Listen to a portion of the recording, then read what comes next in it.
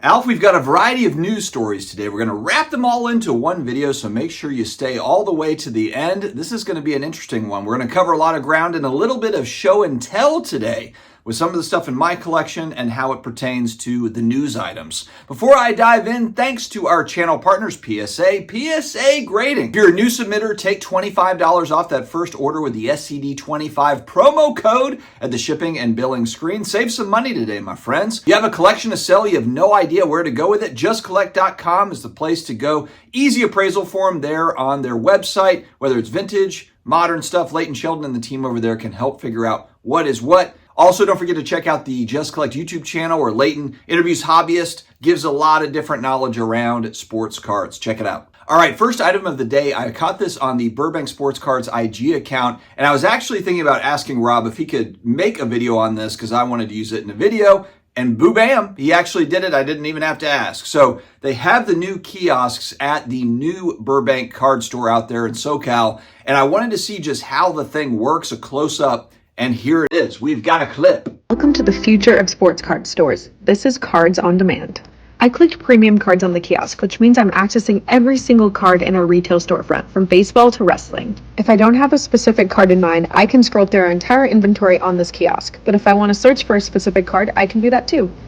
I searched for Shohei, and I want to pick up this Arena Club 9.5. Once I click Add to Cart, I can go straight to continue if I'm done shopping, and it'll bring me to the cart. On this page, you can review your order, make sure everything looks right, and then click checkout. You'll see a receipt with an order number pop out. You're going to want to hand this to one of our employees, and they will pull the order for you. And the name speaks for itself, Cards on Demand. But that's not all. Let me show you the warehouse singles. The warehouse singles page pulls from our Beckett Marketplace, which houses over 40 million of our cards. You can always just browse, but if you have something in particular, like I do, I'm looking for a Kobe card here, you will search for Kobe, and wow, look at all of these options that pop up. You could certainly spend a lot of time looking through all of these warehouse singles.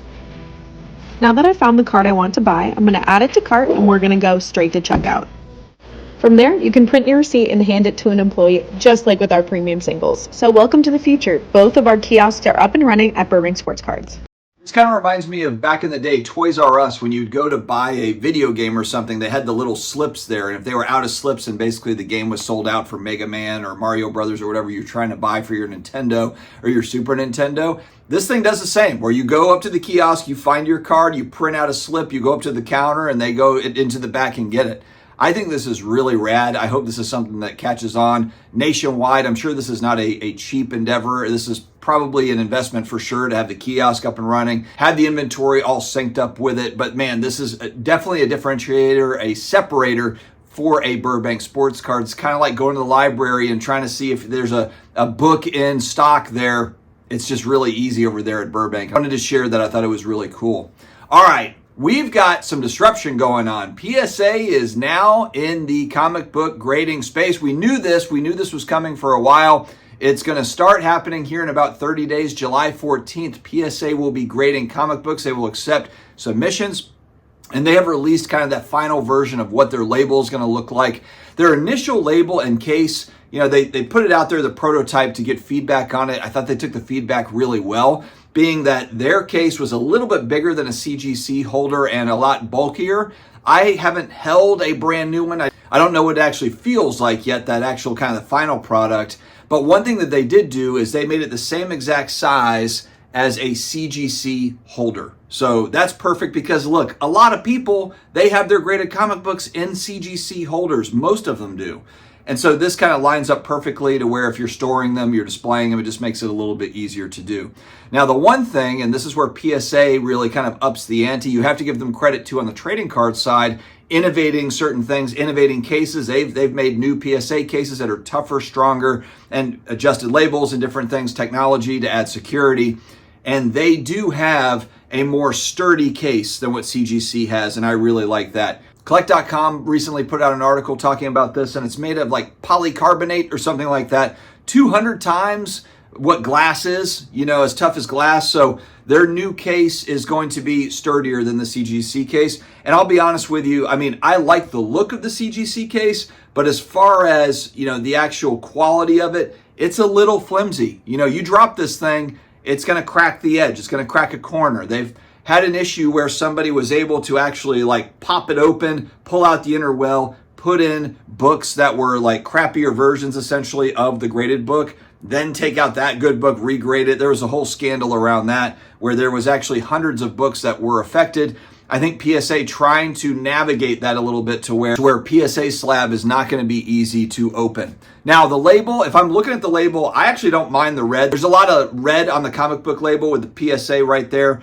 The one thing I would say though is I wish under the number it says white pages or off-white pages, which is an important factor when people are looking at books to buy. I wish that was more bold to where you could just see it a little bit easier. It's kind of in like small. I got to put my readers on if it's white pages or off-white white or whatever, cream pages. That was one thing. I just wish that they had bolded that along with the 9.8 or the 10 grade. And that's actually the big thing. So PSA put their own little spin on this, and they do not have a 9.9 grade. Manu, what's up? The 9.9 newsstand, is he going to be the 10.0 newsstand? Manu, if you watch this, shout out to you over there. Check out 9.9 newsstand on IG for a lot of comic book news and different takes. I really like Manu.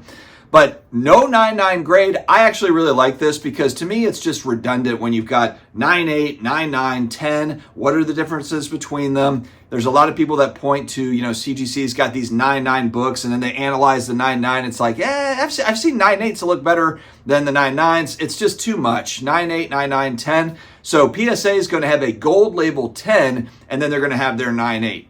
The thing that'll be really interesting is how easy is it to get a PSA 10 versus the 9.8.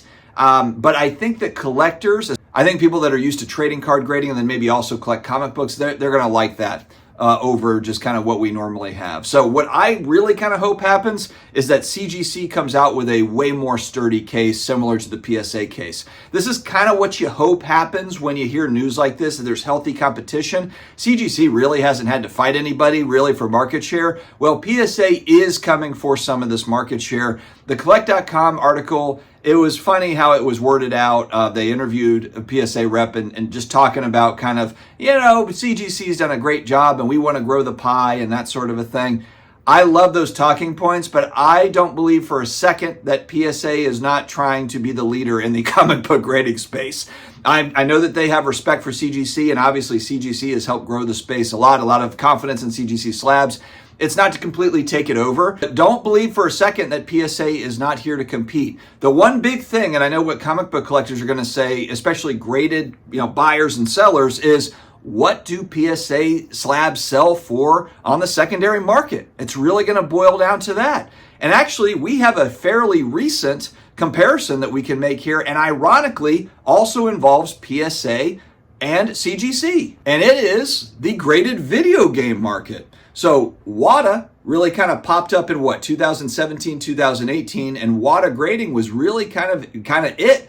It still is very popular. Wada is owned by Collectors, which is also the parent company of PSA.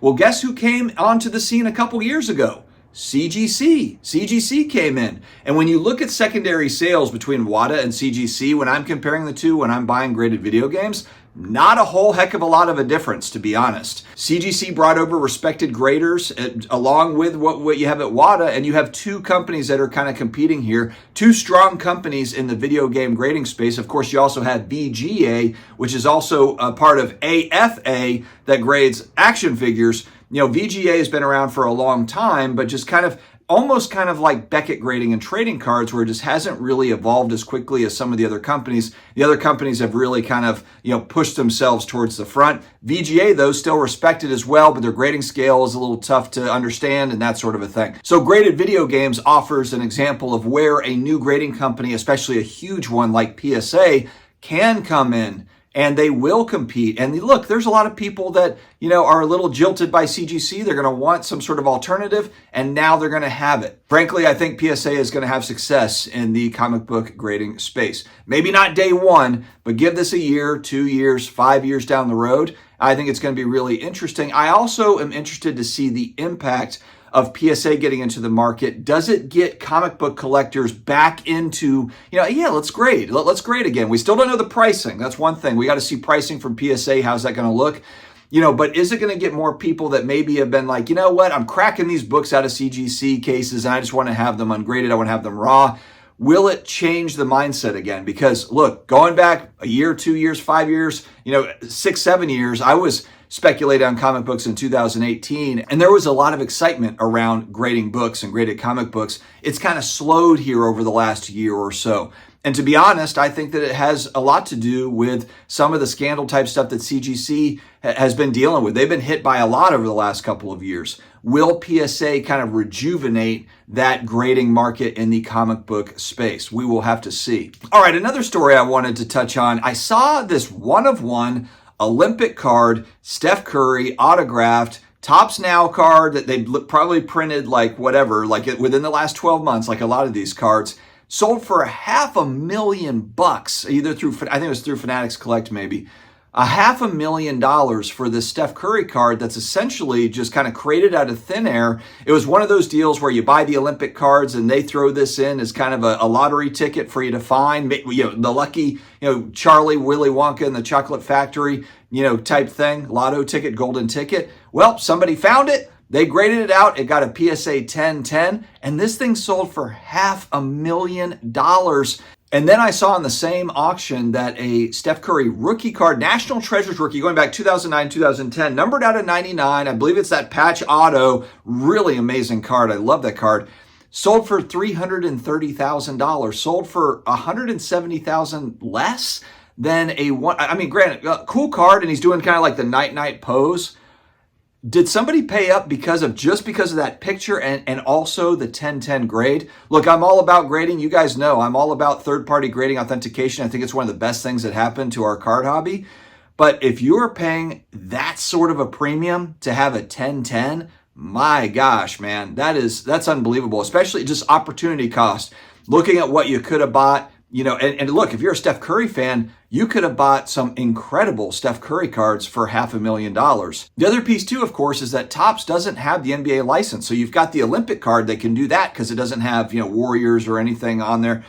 It's an Olympic card. There's another card I was thinking about that I have. It's an Olympic card, but it's licensed by the NBA. Of course, it's the star, the 84 star. It's the Olympic card for Michael Jordan. The idea that somebody paid that much for an unlicensed card, and I get it, it commemorates a really cool moment for Curry, and he was amazing, to win that gold medal, but an unbelievable price point. And a lot of people on IG, I saw, they were comparing, this card to other cards.